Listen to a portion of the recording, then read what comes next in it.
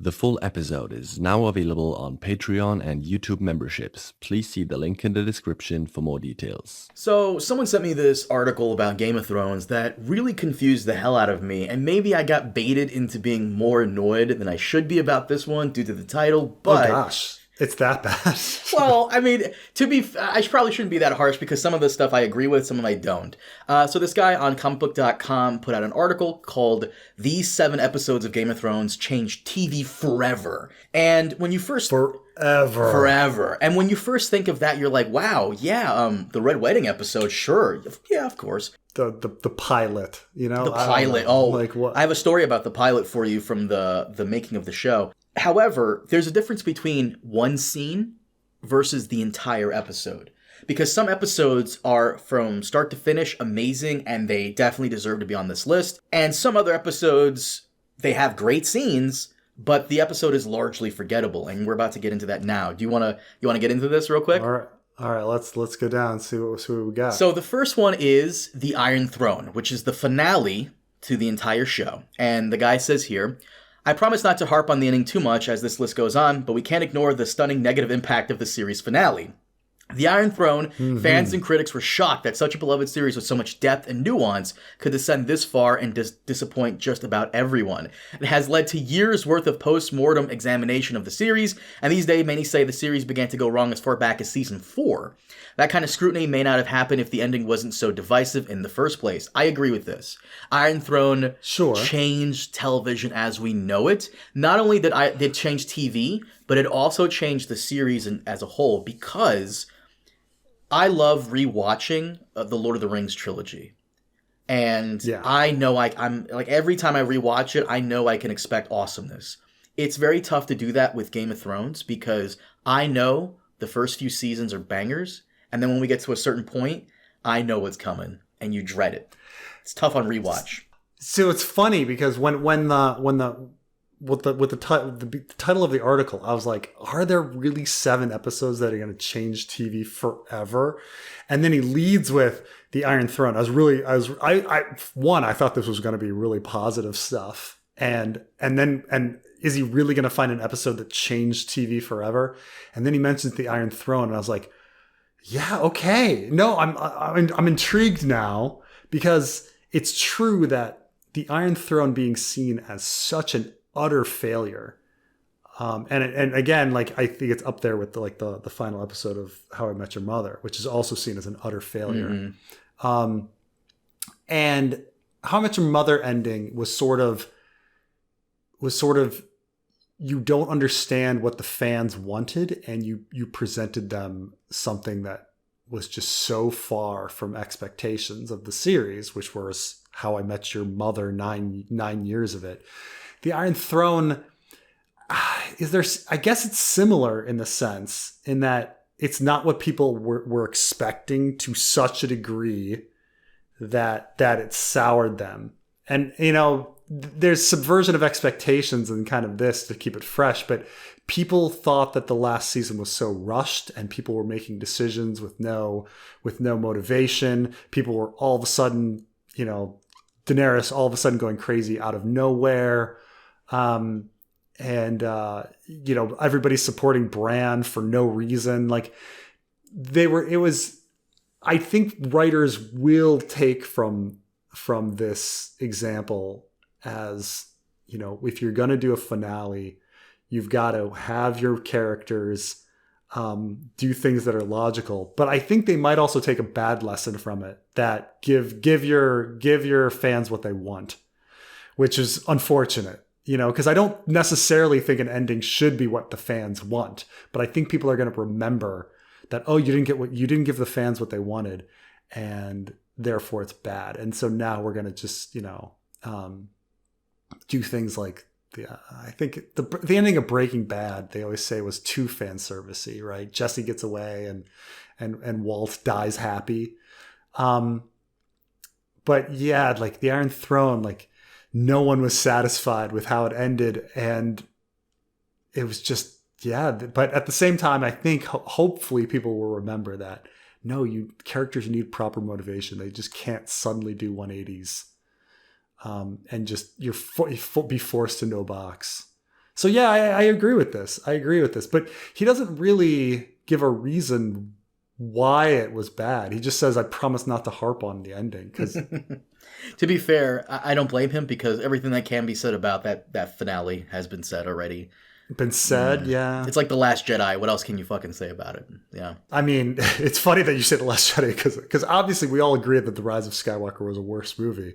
But I think like The Rise of Skywalker is so chaotic that you're just like, oh my God, I'm speechless.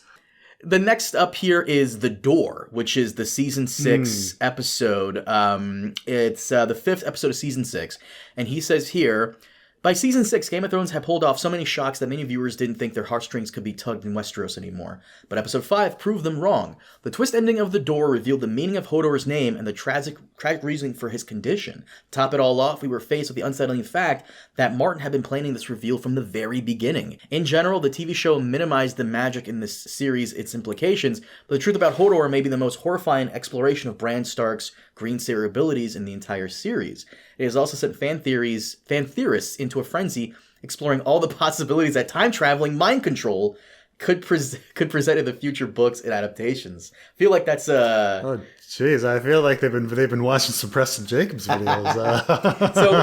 So here's why I disagree with the inclusion of The Door, because let me remind you that the title of the article is "These 7 episodes changed TV forever." While this moment in that episode was very impactful, it was big. Do you remember anything else that happened in the episode? No, besides like Bran going back in time and being like, that's my aunt Lyanna.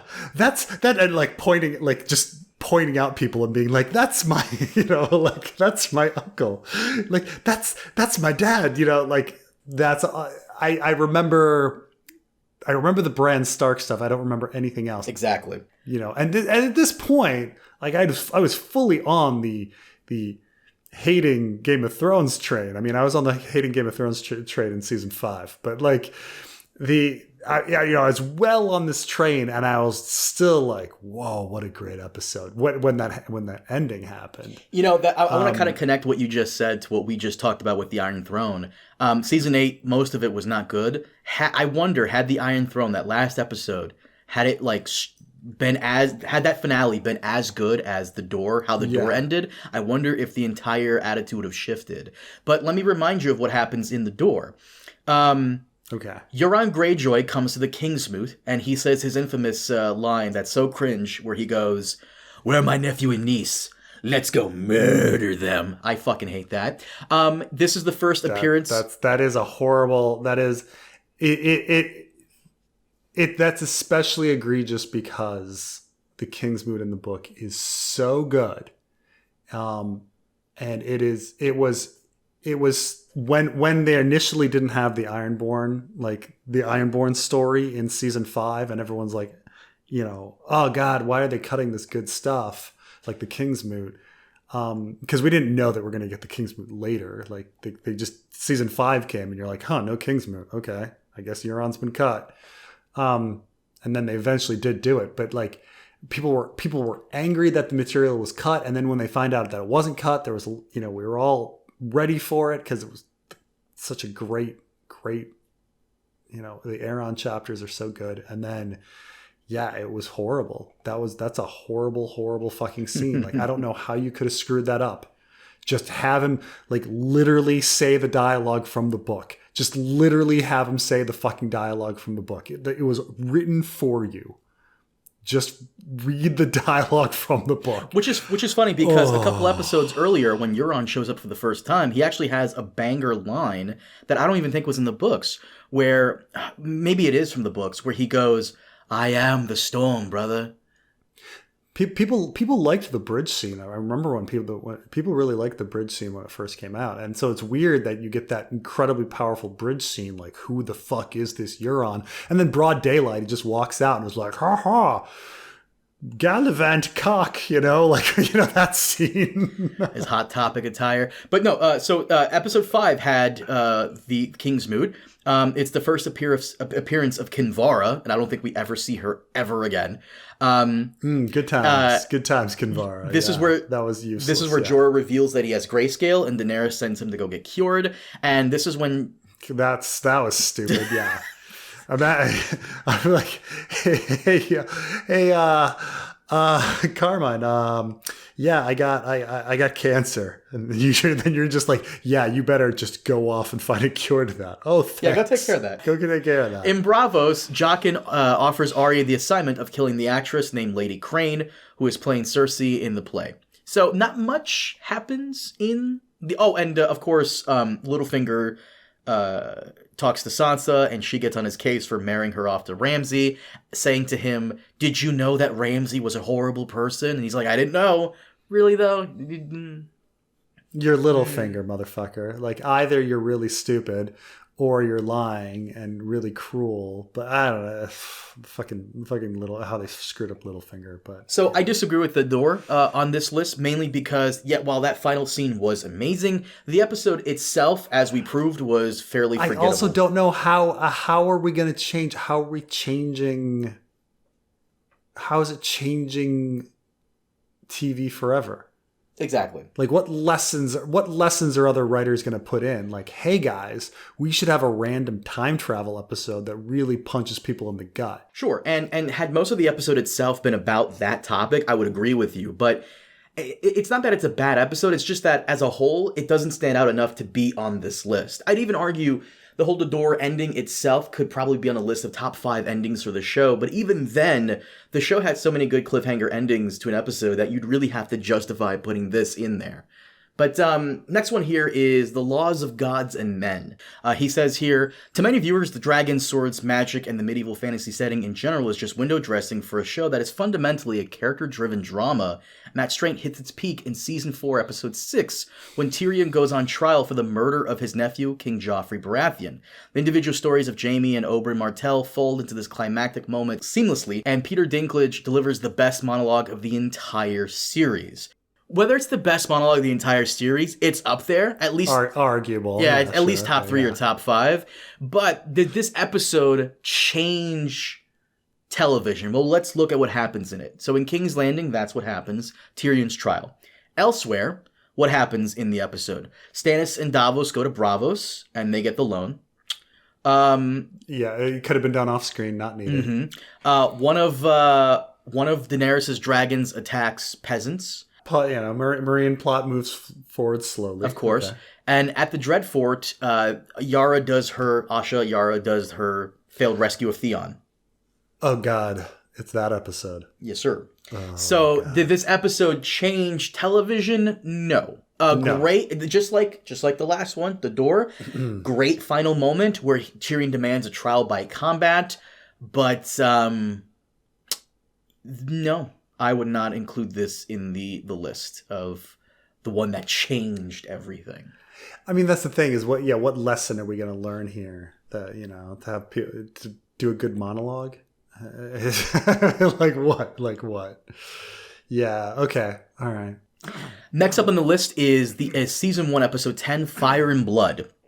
Game of Thrones was often billed as a fantasy for people who don't read fantasy, and from the very first scene it was pretty clear that we were watching something fantastical as ice zombies hunted down sword-wielding rangers. However, it still felt surprising in the first season finale when the most iconic symbol of fantasy storytelling first reared its head. For some, it was as if they've been fooled into getting invested in a story that's not their style, while for others, it was the best slow burn reveal of all time. No. First of all, look, it's a great scene.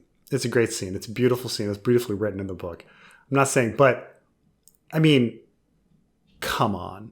The minute you I got my mom she watched all of Game of Thrones and everything, and she liked it a lot. But and I asked her about this ending specifically, and she's like, you introduce dragon eggs. Of course they're gonna hatch into dragons. Of course. What do you fucking Of course. It shouldn't have been a shock to fucking anyone, okay? you've introduced dragon eggs into a show. You think they're not gonna fucking hatch? Like, what kind of Chekhov's gun do you need to have? like really? You've introduced eggs and you were tricked into thinking that they weren't gonna hatch? Like, oh, I was really taken off guard. Those dragon eggs, I thought they were just gonna be eggs for the entire story.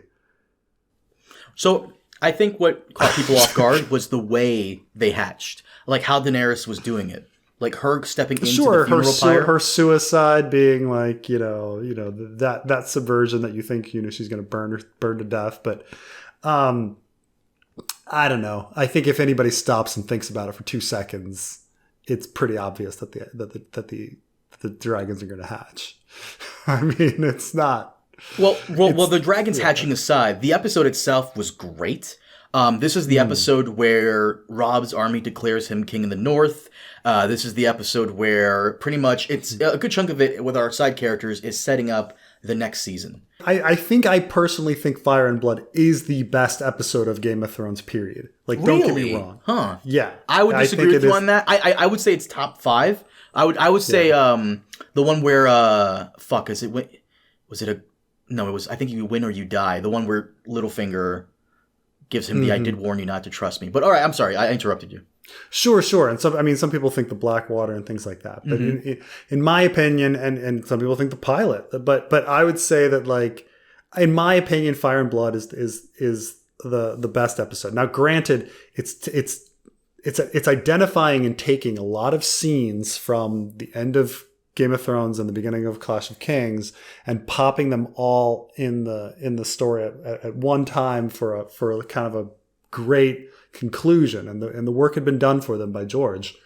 But they hit a home run on it, and they made each scene. I mean, this was King in the North, hatching dragons. It was everything that was kind of like, set up, and it all culminates in the same episode, and it feels like the end of a season. Like, I need to go see more, and oh man, what a great ending to the story. Predictable, maybe. Like, you're mentioning that, the people of the Starks used to be kings once, oh really? Are they going to be kings again? Oh, there it is. Like, I'm not saying it's not predictable, but it was like, it was fitting. Everything was fitting. It was a nice story. You know where it's going, A lot of great moments. A lot of great moments that I remember. So did it change television forever? I would say so, because a lot of people who are not book readers were floored by it. They did not expect that. They were taken aback by it. So your mom, I'm sure, is smarter than the average TV viewer. No. I mean, and she was able to guess it. Yeah, I don't think that. I just disagree with the idea that that everybody was tricked into thinking that this was not a fantasy story.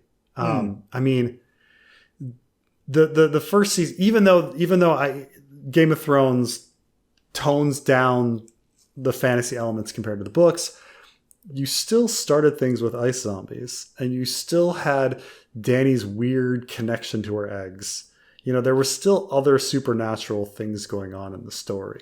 Dany's weird connection to her eggs, again, also went over a lot of people's head. So the only fantasy element we got was that this takes place in another world, in another land, and ice zombies. That only appeared one time in season 1. Ice zombies, yeah. The whites, and John's fight with the white, yeah. Mm-hmm. But still, that's it's something. Because otherwise, I mean, if you step back and go, well, what's the point of the Dany plot if she's never going to get her dragons, But I'm kind of like, I do agree that Fire and Blood was very pivotal in the history of TV. I personally would want to put You Win or You Die there. But that's just me, because I think it's probably the best episode. First appearance of Tywin.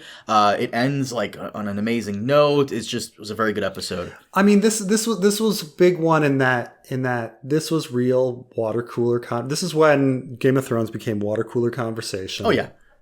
It became like the show that everyone needed to watch. But I'm trying to think of like the lessons, like, have some payoff, have everything to bring people back for the next season, have big payoff, pays off. Big payoffs.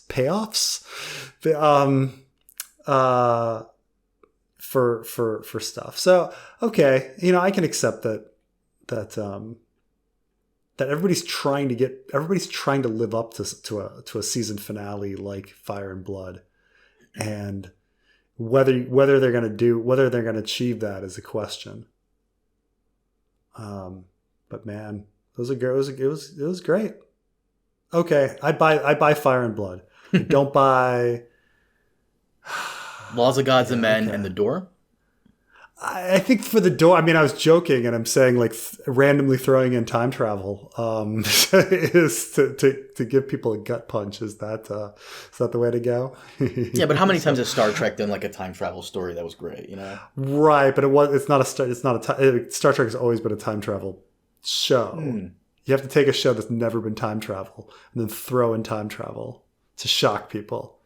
I guess it's only been done in Star Wars Rebels. It's only been done in Star Trek Rebels. And what about Battlestar? With Starbuck? Was there a time travel thing? It might as well have been, bro. Like it might have fair enough. Whatever the fuck she was coming in the back end. as a ghost. Mm-hmm. Throwing as an angel. Okay. Throwing in an inexplicable, fantastical element that has never been used before. I guess. It's so weird.